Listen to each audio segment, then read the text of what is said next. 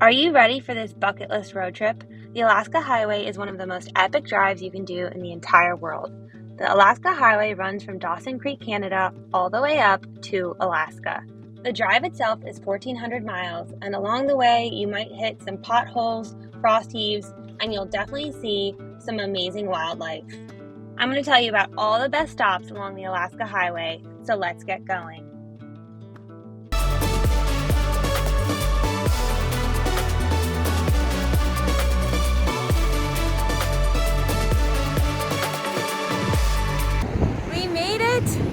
To the start of the Alaska Highway.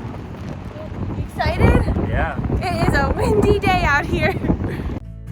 We got started doing this trip in late June, and the best time to do this drive is definitely in the summertime. You'll see incredible wildlife, so make sure to slow down, and I would give yourself at least 5 days to complete the drive. Start at the beginning in Dawson Creek, Canada. Make sure to take some photos at the milepost 0 sign and put your name into the register before hitting the road. The next place you'll come across is Fort Nelson. You can stop at the Fort Nelson Heritage Museum to see a large collection of armory.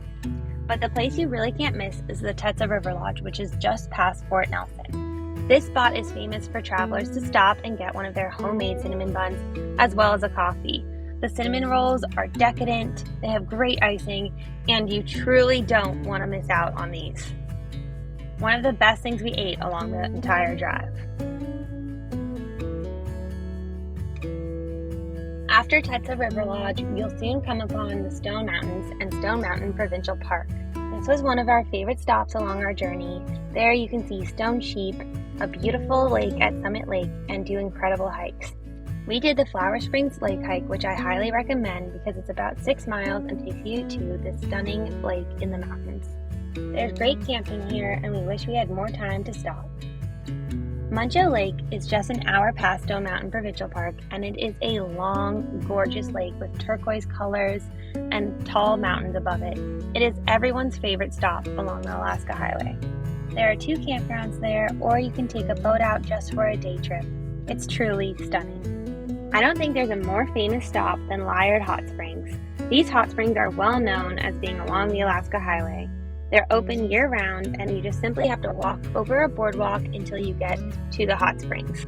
If you walk just a bit farther, you'll get to the hanging gardens above the springs, and then you can go back down and take a dip into the hot springs. The temperature of the water changes as you walk through it, so make sure you find the spot or pocket that feels right for you.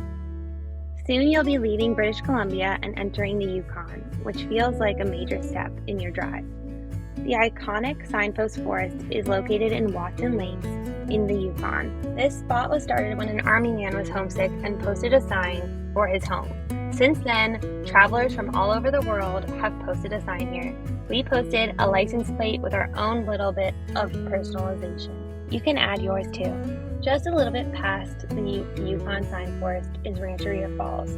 Just walk about 5 to 7 minutes down this boardwalk until you get to the canyon and the falls.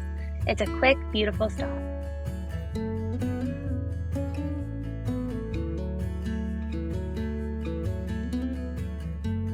The next place I suggest you stop is Teslin. Teslin means long, narrow lake, and that's what it is, a long, narrow lake with a small town.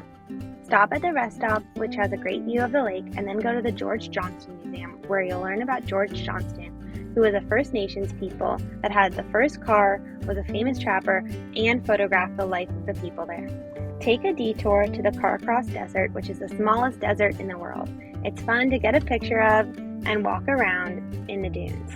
If you take this detour, then right past the desert, you'll get to Emerald Lake, which is a stunning lake full of vibrant blues and turquoise colors. Then you'll get to the capital of the Yukon, Whitehorse. This is a great town where you'll find some of the best food, including Asian food, bagels, and Canadian food. You could spend a few days here exploring the area and getting food, or just make it into a day. A must-stop in the area is Miles Canyon, which is this spectacular canyon located right near Whitehorse. You can go boating, you can go on the trails, or you can just hang out and watch. Or you can see this old steamer at the SS Historic Site. The next part of the Alaska Highway is the most beautiful section, in my opinion. You'll drive from Whitehorse to Haines Junction or Kluane National Park. This national park is connected to 3 other parks that make it the largest preserved area in the whole world. Kluane National Park has the stunning Teslin Lake, fantastic hiking trails, austere mountains, and a magnificent ice field to explore. You must stop at the Daku Cultural Center to learn about the First Nations people there. If you only have a day to explore, I recommend going to the lake or doing the hike up to King's Throne or the sea. Although this hike is beautiful, it's also very difficult with an extreme elevation gain of 2,000 feet, so I recommend this hike only for those who have experience. Luckily, there's beautiful free camping here as well. And finally, you've made it to Alaska. Congrats! You did it. I'm so happy for you. It's time to get out there and explore the last frontier.